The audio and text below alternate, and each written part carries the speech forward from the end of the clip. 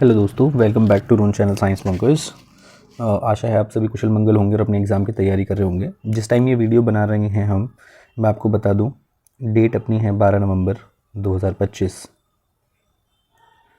और अभी इस समय हमारे कई साथी अपना थर्ड शिफ्ट का एग्ज़ाम देकर बाहर आने वाले होंगे 12 तारीख को, जो थर्ड शिफ्ट का एग्ज़ाम है। इन ऑल टोटल अगर हम देखें अभी तक टीजीटी मैथ्स की डीएसएसबी का जो 2025 का डीएसएसबी का अपना टीजीटी मैथ्स का 2025 का जो एग्ज़ाम है,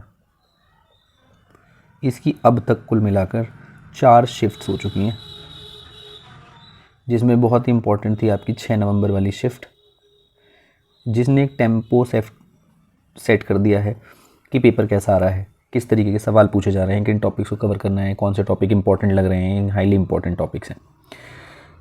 मैंने अपनी जो रिव्यू वाली वीडियो थी, जो 6 नवंबर के पेपर पर जो रिव्यू बनाया था दोस्तों, मैंने वहाँ आपसे ना एक बहुत ध्यान से कॉशियसली बोली थी कि ऐसा चांसेस भी है कि ये शिफ्ट का या फिर कहें टीजीटी मैथ का टफेस्ट पेपर हो, है ना। टफेस्ट पेपर मैंने आपको बताया था, जब कोई पेपर बनाने जाते हैं तो मान लीजिए 3-4 है ना 6 एग्ज़ाम सेटर्स हैं, उनसे बोला भाई टीजीटी मैथ्स का आपको बनाना है, सिलेबस दे दिया उन्हें, दिल्ली यूनिवर्सिटी वाला सिलेबस है अपना, हम पहले डिकोड कर चुके हैं। तो ये पर्सन अलग लेवल क्वेश्चन बनाना है, ये अलग। अब इन्हीं में हो सकता है कि इन्हीं के सारे क्वेश्चन से पेपर बना लिया जाए, या हो सकता है कि इनसे, क्योंकि पूरा सेट बनवाते हैं 90 सवालों का, तो क्या पता किसी एक के ही सवाल उठा लिए जाए या किसी से टॉपिक वाइज सवाल उठाए हों। तो ऐसा होने के चांसेस होते हैं कि कुछ टफ क्वेश्चन एक ही पेपर की तरफ शिफ्ट हो जाए, तो वो शिफ्ट जो है सबसे डिफिकल्ट मानी जाती है। तो क्या अब हमें यहाँ डरने की ज़रूरत है कि जो पेपर आ रहे हैं वो इजी आएंगे और जो 6 नवंबर वालों का नुकसान हो गया? नहीं दोस्तों, आपको डरने की ज़रूरत नहीं है।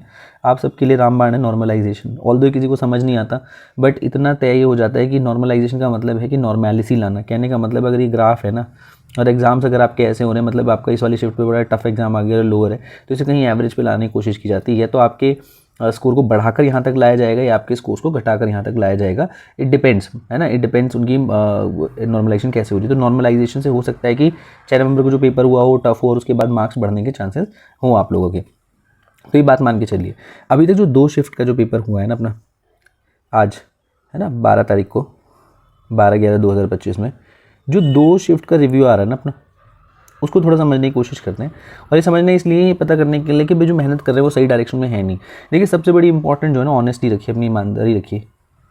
मेरा तो मानना ये, जो आप तैयारी करें ना, बी ऑनेस्ट।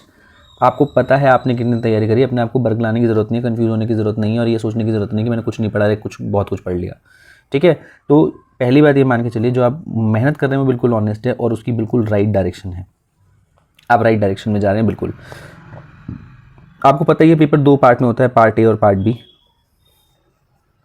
पार्ट ए उतना ही जेनरिक आ रहा है और आई से बहुत ज़्यादा PYQ बेस्ड है। प्रीवियस ईयर क्वेश्चन नहीं कहूँगा, बल्कि प्रीवियस क्वेश्चन कहूँगा, क्योंकि जो PGT के एग्जाम्स अभी हुए ना, अभी रिसेंटली हुए हैं दोस्तों, 2025 में जो PGT के एग्जाम हुए हैं, उसका जो पार्ट ए है बिल्कुल वैसा ही पार्ट ए आपका आ रहा है। इवन इंग्लिश हिंदी में पैसेज भी आने लगे हैं, ईजी पैसेज आ रहे हैं, डायरेक्ट क्वेश्चन है।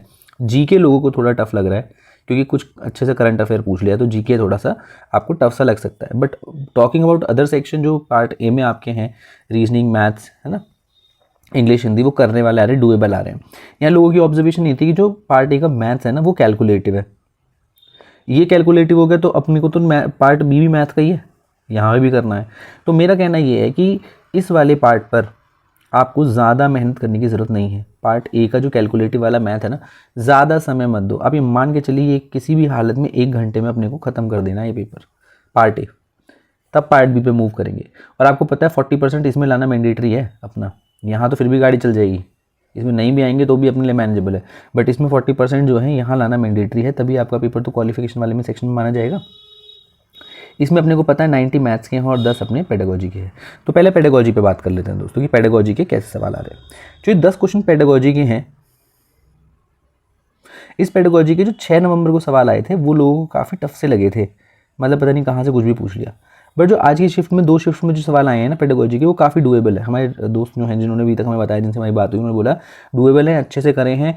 बस ये इक्का दुक्का क्वेश्चन जो है ना, वो मैथ्स के नेचर पे पूछ लिया है, थोड़े से मैथ्स बेस्ड पेडागोजी है, या फिर मॉडलिंग पर थोड़ा सा पूछ लिया है। रियल लाइफ एप्लीकेशन होती है तो टीचिंग मेथोडोलॉजी में लेके जाते हैं, थोड़ा टीचिंग मेथोडोलॉजी में मैथ्स का इक्का दुक्का क्वेश्चन पूछा। पर बाकी जो बचे हुए 7 से 8 क्वेश्चन ना वो उन्हीं थीम्स पर है, असेसमेंट पे पूछा है, मल्टीलिंगुअलिज्म पे पूछा है ना, तो असेसमेंट वाले क्वेश्चंस पूछे हैं।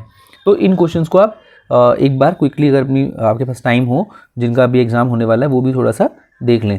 तो इसमें अगर आपसे पूछ रहा है कि असेसमेंट है या फिर मल्टीलिंगुअलिज्म पे पूछ रहा है, क्लासरूम एक्सपीरियंस पे पूछा, तो इस तरीके के क्वेश्चन पूछे गए हैं आज जो अपने 12 नवंबर का शिफ्ट में जो पेपर हुआ है पेडागोजी वाले सेक्शन में। तो पेडागोजी बहुत डुएबल आ रही है ना। अपने चैनल पे हमने वीडियोस आपके लिए डाली हुई है, आपको अगर वो देखनी हो आप वहाँ से देख सकते हैं। ये है ना अपना चैनल, इस पे सारी वीडियोस हमने बोला था ना पेडागोजी की आपके लिए है। यहाँ देखेंगे आप पेडागोजी की सारी वीडियोस है, हिंदी में भी हैं कुछ क्वेश्चंस आपके लिए, तो यहाँ से देख लेंगे। और इसमें मैंने आपको पहले ही बताया था एक मैराथन क्लास है, जिसे अगर आप ऑब्जर्व कर ले 19वें लेक्चर से जस्ट पहले है, यहाँ देखेंगे आपको मैराथन क्लास अगर आप एक बार कर लेंगे तो थोड़ा आपको आइडिया हो जाएगा फुल सिलेबस कैसे कराया जा रहा है, तो इससे थोड़ा सा आपको आइडिया हो जाएगा मैराथन क्लास से। तो थोड़ा सा यहाँ से देख सकते हैं आप अगर आप देखना चाह रहे हैं पेडागोजी को। अगर पेडागोजी नहीं करना चाह रहे हैं, पेडागोजी का आपका भी ये है कि नहीं हो जाएगी कर लेने हैं, तो अपना मैथ्स के यहाँ पर कुछ क्वेश्चंस आपको मिल जाएंगे। मैथ्स वाली सीरीज़ में आप देखेंगे टीजीटी मैथ्स के यहाँ पर कुछ क्वेश्चंस आपको वीडियोस मिल जाएंगे। यहाँ पे बहुत रिसेंटली जो वीडियोस डाली गई थी, ये वाली जो हमने 2 वीडियोस डाली थी दोस्तों, तो ये ना 6 तारीख का जो पेपर है उसके हिसाब से थोड़े से ग्रुप थ्योरी क्वेश्चन लिए हैं। और आज की वीडियोज़ में ये जो हमारे पास आज रिव्यू आए हैं उसमें दोस्तों ने बताया ग्रुप थ्योरी क्वेश्चन आ रहे हैं। 6 नवंबर को भी ग्रुप थ्योरी की चर्चा हो रही थी, ग्रुप थ्योरी क्वेश्चन आए हैं, रिंग थ्योरी पूछिए है ना। और 6 में क्या पूछा है, बिल्कुल लगभग वैसा ही सिलेबस यहाँ फॉलो करा है, कोई रॉकेट साइंस नहीं करी है, कोई ज़्यादा तामझाम नहीं मचाया है। बल्कि लोगों का मानना ये कि कई लोगों का रिव्यू ये भी था कि हमारे में डुएबल सवाल आए कि थोड़ा कम लगा हमें लेवल एज़ कम्पेयर टू 6। जैसे इस वाले पेपर में कर्ल भी पूछा है दोस्तों, है ना, कर्ल डाइवर्जेंस है ना, कैलकुलस अच्छे से पूछिए इस वाले में, थोड़ी बहुत कैलकुलस के क्वेश्चन है, कर्ल डाइवर्जेंस पे क्वेश्चन पूछ लिए हैं, और आपके वेक्टर्स पे अच्छे खासे क्वेश्चन पूछे हैं, ठीक ठाक वेक्टर पूछा है। तो जो मेरे पास रिव्यू आया उसके हिसाब से मैं आपको बताने की कोशिश कर रहा हूँ, है ना। सेट और रिलेशंस पूछे हैं, जो हमने इसमें टॉपिक कवर करे हैं जिन पर हमने बात की थी, सेट रिलेशन हो गया, लिमिट पे अच्छे खासे क्वेश्चंस हैं, लिमिट पूछ रहे हैं। ग्रुप थ्योरी मैंने आपको यहाँ 2 वीडियोस में कराई दिए दोस्तों, ग्रुप थ्योरी के ये वाले क्वेश्चंस आप ज़रूर कर लें। इससे पहले भी कंपाइलेशंस में कराने की कोशिश की थी, है ना।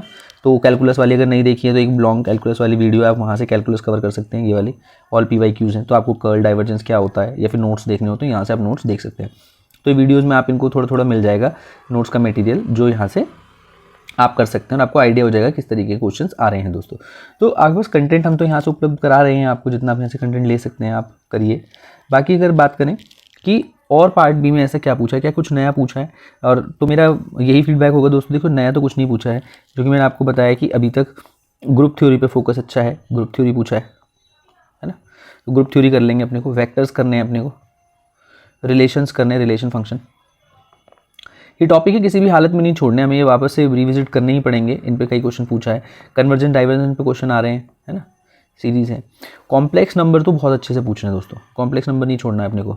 अगर अभी तक भी आपने रेसिड्यू निकालना और पोल क्या होते हैं नहीं देखे हैं तो प्लीज़ मेरी बहुत ही हम्बल रिक्वेस्ट है, इन दोनों टॉपिक्स को तो प्लीज़ देख लें। पोल रेसिड्यू कैसे निकालते हैं, इसमें तो हर एक में लगभग सवाल पूछा जा रहा है। पोल रेसिड्यू तो ये छोड़ ही नहीं रहे, इनका मतलब पेट टॉपिक कह लो या फिर मैं कहूँ कि इन्हें काफ़ी आसान लगता है, तो ये पूछ रहे हैं, अच्छे से उन्होंने पूछा है बार बार। ठीक, मैंने जैसे बताया फंक्शंस में आपको रिफ्लेक्सिविटी पर क्वेश्चन है, कौन सा रिफ्लेक्सिव रिलेशन होगा इनमें से ना, उस पर लगभग 2-3 क्वेश्चन आपको मिल जाएंगे। कंटिन्यूटी पे है सवाल, है ना, कंटिन्यूटी डिफरेंशिएबिलिटी पर 2 से 3 क्वेश्चंस लोगों को देखने को मिले। अच्छा, कई हमारे व्यूअर्स कह रहे थे कि उन्हें ना पॉलिनोमियल से कुछ क्वेश्चन देखने को मिले, और ये पॉलिनोमियल वही है क्लास 10th 9th में जो हम करते हैं, बट थोड़ा सा लेवल हाई था, बहुत लिटिल लेवल हाई था, और वो उन्हें देखने को मिले हैं। जैसे कि मैंने आपको ग्रुप थ्योरी में कराया था ऑटोमॉर्फिज्म, है ना। ऑटोमॉर्फिज्म की ना स्टैंडर्ड डेफिनेशंस हैं, इन सबको कर ले, ऑटोमॉर्फिज्म, आइसोमॉर्फिज्म, होमोमॉर्फिज्म, क्योंकि ये ना मैट्रिक्स स्पेसिस में भी आता है ऑटोमॉर्फिज्म, होमोमॉर्फिज्म। आप जब रिंग थ्योरी कर रहे होते तो उसमें भी आ जाता है, ग्रुप्स कर रहे होते तो उसमें भी आ जाता है कि कौन सा ग्रुप ऑटोमॉर्फिज्म और होमोमॉर्फिज्म थ्योरम आपसे पूछी जाती है दोस्तों। कई लोगों को और जो टॉपिक्स या क्वेश्चंस दिखे मैथमेटिकल मॉडलिंग पे दिखे, डायरेक्ट फार्मूला बेस्ड, है ना, और वो पॉपुलेशन और लेक मॉडल वाले आ रहे हैं।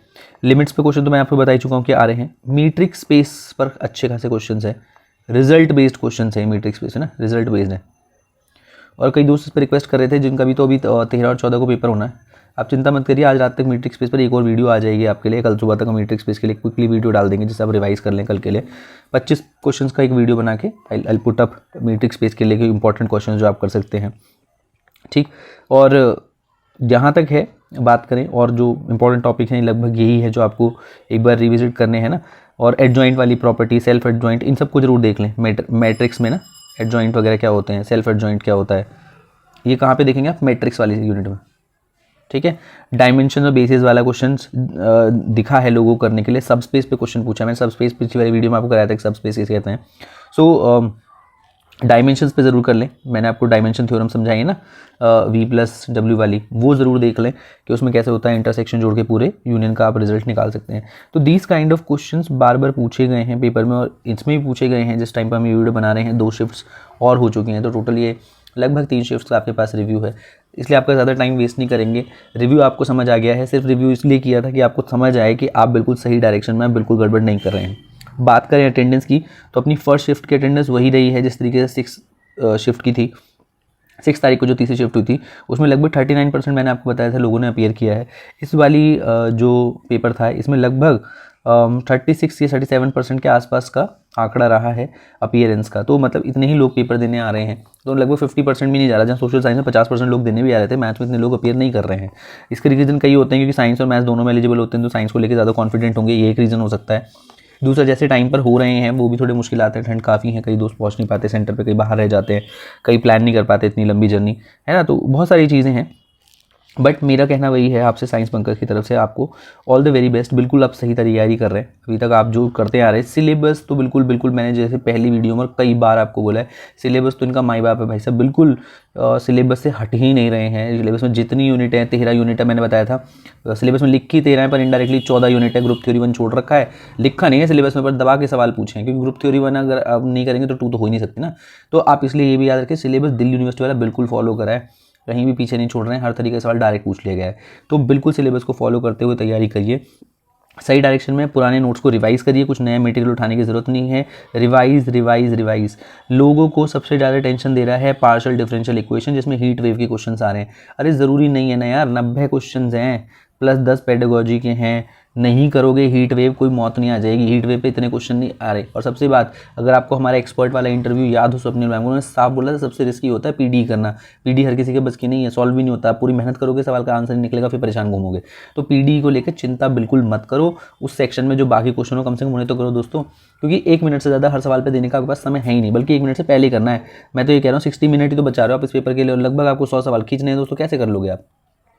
पेपर 1 में से 40 मिनट में 2 और भी निकाल रहा है, तो 80 मिनट के पेपर में कैसे करोगे 100 सवाल? छोड़ने पड़ेंगे कुछ सवाल। तो दिल पे मत लो, हर सवाल करने लायक नहीं होता है, कुछ सवाल छोड़ने के लिए होते हैं। स्मार्टनेस वही है, जब हमने आपको बार बार बताया कि कट ऑफ 125 से ऊपर नहीं जा रही है, 125 130 के हेरफेर में फंस जाती है, ज़्यादा 140 चली जाएगी। कहने का मतलब 60 सवाल छोड़ने हैं ना, तो 60 सवाल तय कर लो कौन से छोड़ने हैं। हीट वेव के इक्का दुक्का हो जाएगा उसमें, तो इतनी टेंशन लेने वाली क्या बात है।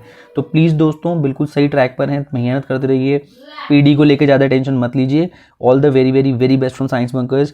एंड मीट्रिक स्पेस पे जल्दी एक वीडियो आने वाली है आपके लिए, तो उसको लेकर टेंशन ना ले। तो मीट्रिक स्पेस को लेकर हम जल्दी एक वीडियो आपके सामने लाएंगे। ऑल द बेस्ट फ्रेंड्स, है ना। और बिल्कुल जॉब आपकी है, हंसते रहिए, मुस्कुराते रहिए और पढ़ाई करते रहिए। रिवाइज मैं यही कहूँगा, रिवाइज़ करिए, जितना ज़्यादा रिवाइज़ कर सकते हैं। आपने जितना करा है बेस्ट करा है, कोई टेंशन लेने की बात नहीं है। All the very best from science bunkers. God bless you all.